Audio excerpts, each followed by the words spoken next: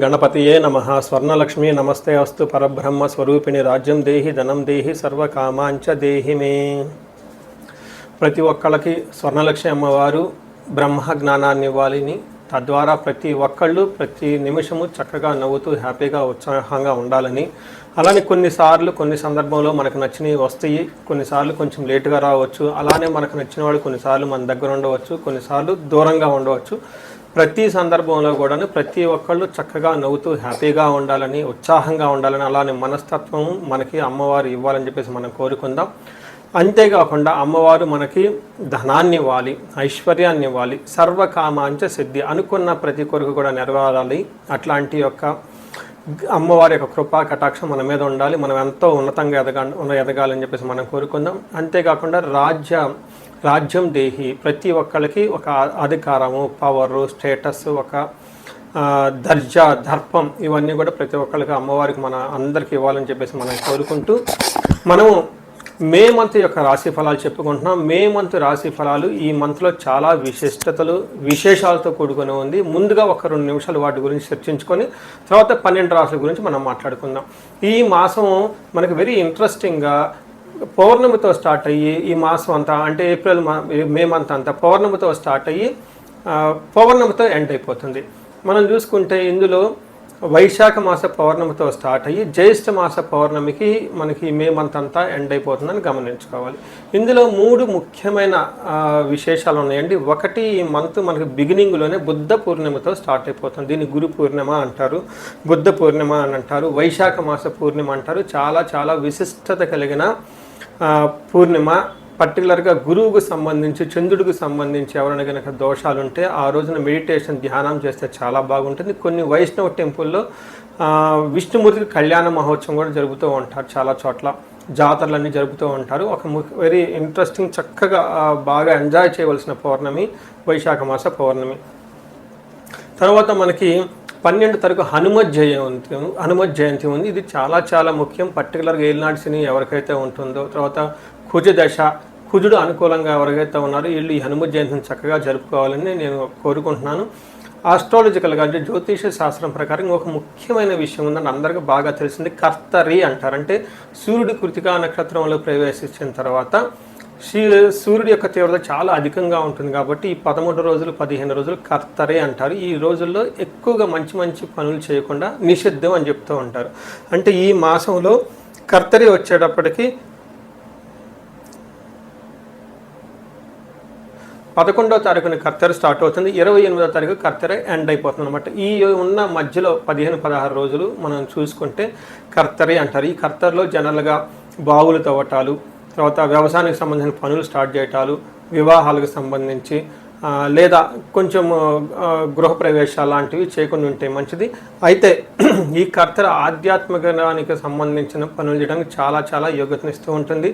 హోమాలు చేసుకోవచ్చు, విద్యారంభం చేసుకోవచ్చు, చాలా మంచి పనులు, ఆధ్యాత్మిక సంబంధించిన ఎలాంటి పనులైనా చక్కగా చేసుకోవచ్చు. అలానే ఇంటికి సంబంధించిన పనులు, పాత ఇంటికి సంబంధించిన పనులు అవన్నీ చక్కగా చేసుకోవచ్చు.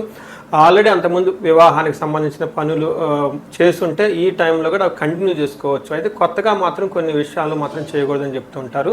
సో ఇందులో ఇంతే కాకుండా జ్యోతిష శాస్త్రం ప్రకారం 4 గ్రహాలు ఈ మాసంలో కూడా మారుతూ ఉన్నాయి. ఇది కూడా ఒక ముఖ్యమైన విషయం. మనం ఇక ముందు వీడియోలో ఈ 4 గ్రహాల యొక్క ఇంపాక్ట్ ప్రతి రాశికి ఎలా ఉందో మనం తెలుసుకుందాం.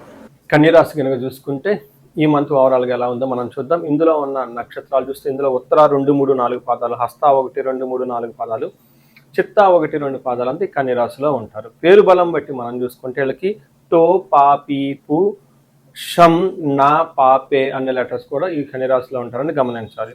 మనం ముందుగా చెప్పుకునే విధంగా 4 గ్రహాలు ఇందులో మారటంతో ఈ రాశి వాళ్ళకి ఓవరాల్గా ఎలా ఉందో మనం చూద్దాం. అందులో లఘు గోచారం, సూక్ష్మ గోచారం అన్న కాన్సెప్ట్ ప్రకారం మనం చూస్తే వీళ్ళకి ఫస్ట్ 15 రోజు కొంచెం శారీరకంగా ఇబ్బందులు వచ్చే విధంగా ఉంటుంది. అంటే బాడీలో హీట్ అవ్వటము, కొంచెం టైర్డ్నెస్గా ఉంటుంది. 15 డేస్ తర్వాత మీ చుట్టూ ఉన్న వాతావరణం ద్వేషపూరితంగా ఉంటుంది. మిమ్మల్ని కొంచెం ఇబ్బంది పెట్టాలని జనాలు ఎక్కువ ఉంటూ ఉంటారు.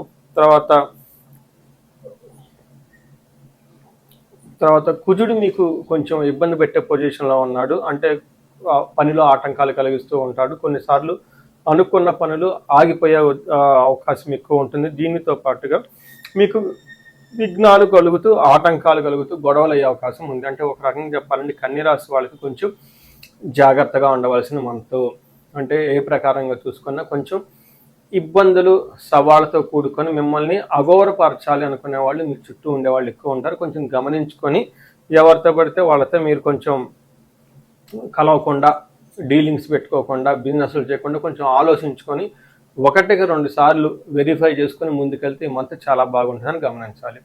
ఎందుకంటే మన గ్రహం ప్రకారం చూసుకుంటే వీళ్ళకి సూర్యుడు 9వ స్థానంలో ఉండటంతో, 9వ స్థానంలో ఎప్పుడైతే సూర్యుడు ఉన్నారో మనకేం చెప్తారంటే సంస్కృతంలో నిందాపరాధ కలహం నిర్దోషచ్చ ధనక్షయ పుణ్యలాభార్థ నాశనాచ విరోధ విచార నవమే రవి భవేత్ అంటారు. అంటే 9వ స్థానంలో సూర్యుడు ఉంటే ఏమవుతుంది, నిందాపరాధం. పాపం మీరు చాలా అమాయకంగా ఉంటారు, కానీ మీకు ఎలాంటి తప్పు లేకపోయినా కానీ మిమ్మల్ని నిర్దోషులుగా ట్రై చేయాలని, మిమ్మల్ని బ్లేమ్ చేయాలని, మీ మీద బ్లేమింగ్స్ పెట్టాలని చెప్పి ట్రై చేస్తూ ఉంటారు. అంతేకాకుండా వృధాగా గొడవలు పెట్టుకుంటూ ఉంటారు. కలహం నిర్దోషచ్చ, మీలో ఎలాంటి లాభం లేకపోయినా కానీ మిమ్మల్ని కావాలని గొడవ పెట్టుకుంటూ ఉంటారు. ధనం కూడా కోల్పోతూ ఉంటారు. పుణ్య లాభార్థ నాశనాచ, అంటే మంచి ఉద్దేశంతో మీరు రియల్గా వేరే వాళ్ళకి హెల్ప్ చేయాలని ముందుకెళ్తే మిమ్మల్ని అపార్థం చేసుకునే వాళ్ళు ఎక్కువ ఉంటారు. మీరు ఇచ్చిన పనికి రిజల్ట్ రాకపోక మిమ్మల్ని ఇంకా అపార్థం చేసుకునే వాళ్ళు ఎక్కువ ఉంటారు. దీన్ని ఎన్కాష్మెంట్ చేసుకునే వాళ్ళు ఎక్కువ ఉంటారని గమనించుకోవాలి. బట్ ఓవరాల్గా సూర్యుడు మంచి చేసి వెళ్ళిపోతాడని కూడా గమనించుకోవాలి. అదేవిధంగా కుజుడు వీళ్ళకి 8th హౌస్లో ఉండటం మిక్స్డ్ రిజల్ట్ వస్తుంది అని చెప్పుకోవాలి. మిక్స్డ్ రిజల్ట్ అంటే గ్రహం 8వ స్థానంలో ఉండటం బట్టి ఏమవుతుంది అంటే ప్రవాస కార్యహాని సాత్ కసారోగ పీడనం స్థాననాశన రచ్ఛేద అస్తమస్థిత్ భవేత్ రవి అంటారు. అస్తమస్థిత్ భవేత్ ధారాసుతే అంటారు. ధారాసుతుడు అంటే కుజుడు వీళ్ళకి 8వ ఇంట్లో ఉండటం ఏమవుతుంది, ప్రవాస కార్యహాని సాత్, అంటే ఉన్న ప్రదేశం నుంచి దూర ప్రయాణాలు చేసే అవకాశం ఎక్కువగా ఉంటుంది. దగ్గు విపరీతంగా వచ్చే అవకాశం ఎక్కువగా ఉంటుంది. రుణచ్ఛేద, రుణాల యొక్క బాధలు ఎక్కువగా ఉంటాయి. మీరు ఇంతకుముందు డబ్బులు ఎవరైనా ఇవ్వాల్సి ఉంటే ఈ టైంలో వాళ్ళకి మీకు క్రెడిట్ కార్డు బిల్లులు కానివ్వండి, పెండింగ్ ఉన్న బిల్లుల రూపాయన మీకు వచ్చి ఇబ్బందులు పెట్టే అవకాశం ఎక్కువ ఉంటుందని గమనించుకుంటూ ఉండాలి. దానితో పాటు స్థాననాశ, మీకు ఉన్న పదవి కానీ లేదంటే జాబులో కానీ విపరీతమైన ఇబ్బందులు వచ్చేసి మీకు డౌన్ గ్రేడ్ అయ్యే అవకాశం ఉంటుంది. మీ పెర్ఫార్మెన్స్ని గమనించాలి. సో అయితే కుజుడు మళ్ళీ మిక్స్డ్ రిజల్ట్స్ ఇస్తూ ఉన్నారు. వీళ్ళు ధనాన్ని, సక్సెస్ని తీసుకొని వస్తూ కూడా ఉన్నారు. అంటే ప్రతి గ్రహం మీకు కొన్ని సవాళ్లతో పాటుగా కొంచెం ఫేవరైట్గా చేసే అవకాశం కూడా ఉంది. ఫైనల్గా చాలా ఇంపార్టెంట్, శుక్రుడు 10వ స్థానంలో ఉండటంతో ఇప్పటిదాకా మీకు అనుకూలంగా ఉన్న స్త్రీలు ఎవరైతే ఉంటారో మీకు ఎదురు తిరిగే అవకాశం ఉంటుంది. ఇదే విధంగా స్త్రీలకైతే మీకు ఇప్పటిదాకా అనుకూలంగా ఉన్న ఆఫీస్లో కానీ ఇంట్లో కానీ ఎవరైనా జెంట్స్ ఉంటే వాళ్ళకి మీకు ఎదురు తిరిగి మీకు నెక్ టు నెక్ ఢీ అనేటట్టు మాట్లాడే ఉండే అవకాశం ఎక్కువ ఉంటుంది. కాబట్టి మనకేం చెప్తారంటే వికులం చైవ నిస్సత్వం మర్ధానాశనం రిపో భయ స్త్రీ సౌఖ్య హాని మాప్నోతి దశమస్తే భగవత్ భృగునందనే అని చెప్తారు. అంటే భృగునందుడు అంటే శుక్రుడు వీళ్ళకి 10వ స్థానంతో ఉండటంతో వ్యకులం అంటే మనసులో ఎప్పుడు ఏదో ఒక బాధగా ఉండే అవకాశం ఉంటుంది. తర్వాత నిస్సత్వం అంటే ఏమీ చేయలేకపోతాం, ఏదైనా చేయాలనుకున్నా కానీ చేయలేకపోవటం, శారీరకంగా అర్ధనాశనం ధనం కోల్పోతూ ఉంటారు. స్త్రీ సౌఖ్యం హాని అంటే ఇప్పటిదాకా మీకు స్త్రీలు సపోర్ట్గా ఎవరైనా ఉంటే వాళ్ళ నుంచి మీకు అపోజిషన్ వస్తుంది. ఇన్ ద సేమ్ వర్స్ స్త్రీలు అయితే జెంట్స్ నుంచి అపోజిషన్ మిమ్మల్ని కావాలని చెప్పేసి ఆటంకాలు పెట్టేవాళ్ళు ఎక్కువగా ఉంటారు. మిత్రుల ద్వారా లాభము, ఉద్యోగ లాభం కూడా చూపిస్తూ ఉన్నాయి. ఒక రకంగా చెప్పాలంటే మిక్స్డ్ రిజల్ట్ అని మనం చెప్పుకోవచ్చు. అయితే శుక్రుడు 4వ స్థానంలో చూడటంతో శుక్రుడు ఇక్కడ మంచి కూడా చేస్తున్నాడు. ఏ విధంగా వెహికల్ కొనుక్కోవచ్చు, ఫ్రిడ్జ్ కొనుక్కోవచ్చు, లాంటి ఏసీలు కొనుక్కోవచ్చు, లేదంటే మీకు లగ్జరీ కంఫర్టబుల్గా ఉండే ఐటమ్స్ మీకు కొనుక్కోవచ్చు, చక్కగా ఫుడ్ తినవచ్చు, ఇల్లు కొనుక్కునే అవకాశము, ఇంటిని డెకరేట్ చేసుకునే అవకాశం ఇదంతా ఉంటుంది. ఒక రకంగా ఇక్కడ మీకు ప్రతి గ్రహము అనుకూలంగా ప్రతికూలంగా ఉంది కాబట్టి ఓవరాల్గా కొంచెం జాగ్రత్తగా ప్లాన్ చేసుకుంటే బాగుంటుంది. మనం ప్రతిసారి చెప్పుకునే విధంగా నక్షత్రం ప్రకారం కూడా ఒక్కొక్క నక్షత్రానికి ఏముంటుందో మనం తెలుసుకోవచ్చు. దాన్ని అంగగోచారం అంటారు.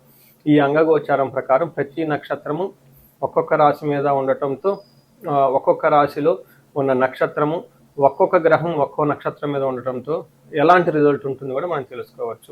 ఇందులో భాగంగా ఉత్తర పాల్గొని నక్షత్రం వాళ్ళకి చూస్తే వస్త్ర లాభము, రాజ్యము, లాభము చూపిస్తుంటుంది. ఏంటంటే ఈడితో పాటుగా పరవాసము, అంటే కొన్ని రోజులు అవుట్ స్టేషన్లో ఉండే అవకాశం, లేదంటే ఫారిన్లో ఉండే అవకాశం ఉంటుంది. తర్వాత వీళ్ళకి ఛాలెంజెస్ దరిద్రము, దేహపీడనం, కొంచెం హెల్త్ కాంప్లికేషన్స్ ఉంటుంది, ధనానికి ఇబ్బంది పడుతూ కూడా ఉంటారు. హస్తా నక్షత్రం వాళ్ళు చూస్తే మనకి రాజ్య లాభము, అంటే వీళ్ళకి ప్రమోషన్స్ వచ్చే అవకాశం ఎక్కువగా ఉంటుంది, లాభప్రదంగా ఉంటుంది. అయితే వీళ్ళకి ధనము దరిద్రహీనత రెండు చూపించంటే ఒక పక్క ధనం హీనత, అంటే ధనం లేకపోవటము, టయానికి కావాల్సిన ధనం కూడా అందకుండా ఉండే అవకాశం ఉంటుంది. చిత్తా నక్షత్రం వాళ్ళు గమనించుకుంటే వీళ్ళకి రాజ్యలాభము, వస్త్రలాభము చూపిస్తుంది. అంటే ఒక పక్కన వీళ్ళకి పదవి ప్రమాణం లేదంటే ప్రమోషన్స్ వచ్చే అవకాశం ఎక్కువగా ఉంటుంది, వస్త్రలాభం చూపిస్తుంది, షాపింగ్స్ అవన్నీ చక్కగా చేసుకుంటారు. వీరికి కూడాను ధనహీనత, దరిద్రము రెండు చూపిస్తూ ఉంటుంది.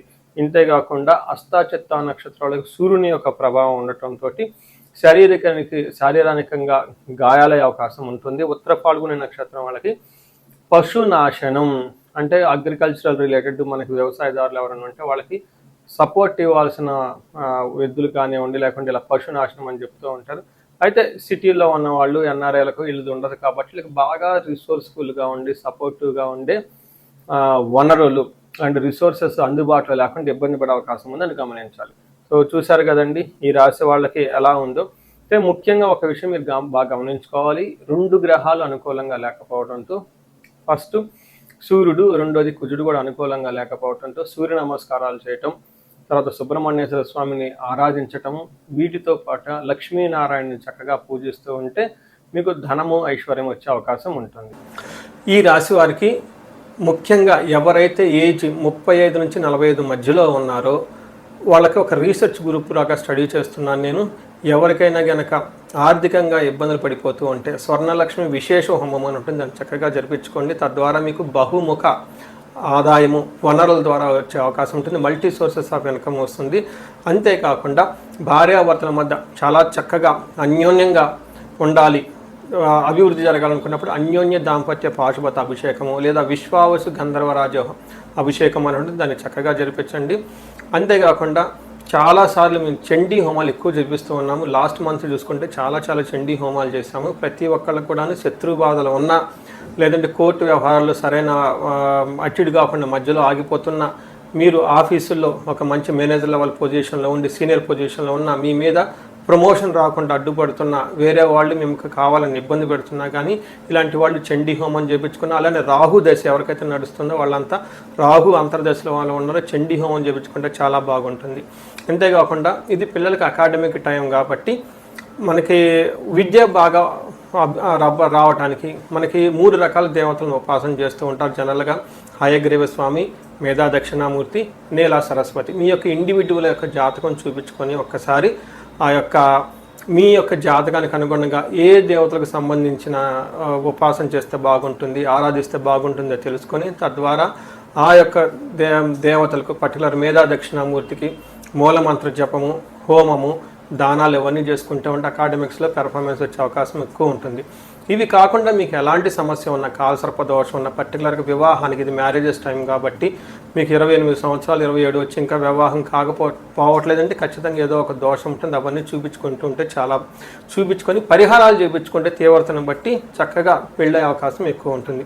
ఇవి కాకుండా మీ లైఫ్ అప్పటిదాకా 35 ఇయర్స్ వరకు చాలా బాగుంది, మాకు 35-45 మధ్యలో ఉండి అనుకోని విధంగా మేము మధ్యలో కెరీర్లో ఆగిపోయాము, స్టాగ్నేషన్ పీరియడ్ వచ్చింది, కన్ఫ్యూజన్ వచ్చింది, ఎటెల్లలో అర్థం కావట్లేదు అనుకున్న వాళ్ళు ఒక్కసారి జాతక చక్రం చూపించుకొని ఎందుకు ఇది వచ్చింది, దానికి ఏమన్నా శాపాలు ఉన్నాయా లేదంటే ఏమన్నా గ్రహ దోషాలు ఉన్నాయో తెలుసుకొని ఆ శాపాలు ఆ గ్రహ దోషాలు తీసేసుకుంటే లైఫ్ 10 ఖచ్చితంగా ముందుకెళ్తూ ఉంది.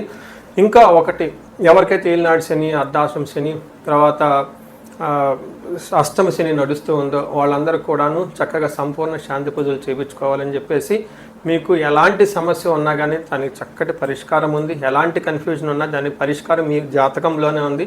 చక్కగా పరిష్కారాలు చేసుకొని మీరు జీవితంలో 10 ముందుకు ఎదగాలని, మీకు అష్టైశ్వర్యాలు కలగాలి, భోగభాగ్యం కలగాలి, చక్కగా సమాజంలో ఉన్నతంగా ఉండాలని చెప్పేసి నేను కోరుకుంటున్నాను. నమస్తే.